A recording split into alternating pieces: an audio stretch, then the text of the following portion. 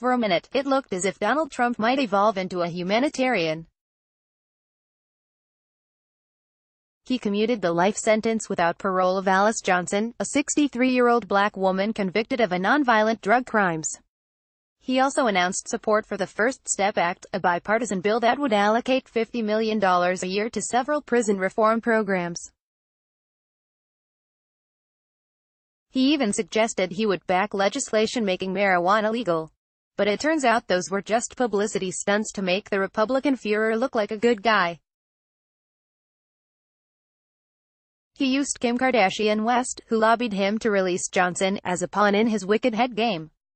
Despite yesterday's retreat on separating families, Trump wants Americans to believe that every Mexican, Central American, and South American who makes the grueling journey across the Texas border is an MS-13 gang member. The United States has all kinds of gangs that were born and raised in this country. Why isn't Trump railing about that?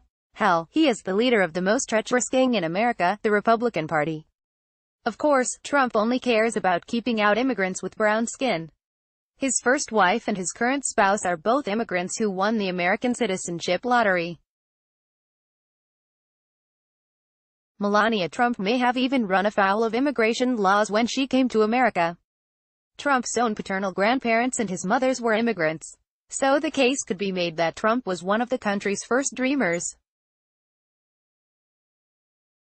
Like the little bitch he is, Trump blames his evil family separation policy on Democratic members of Congress, Bill Clinton, and Barack Obama. That's just more Trump lying. But Democrats are to blame for putting all their money on Hillary Clinton as their 2016 nominee, knowing she was a polarizing candidate.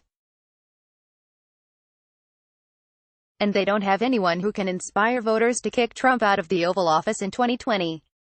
The sad part is that Trump is delivering on his campaign promises.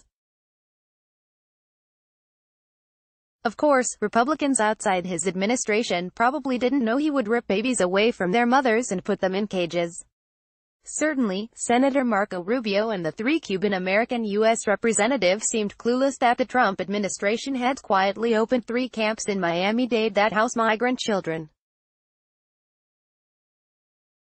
Members of Congress have the power to stop Trump, but they won't do it because they're afraid to alienate the president's rabid base of supporters, which include many Cuban Americans. Support him, though, even by staying at his hotels, and you're supporting both racism and the barbaric mass incarceration of babies. Trump fantasizes about being a strongman like Vladimir Putin and Kim Jong-un, the Korean dictator, and his new best buddy who has starved thousands of his own people and assassinated his own cousin.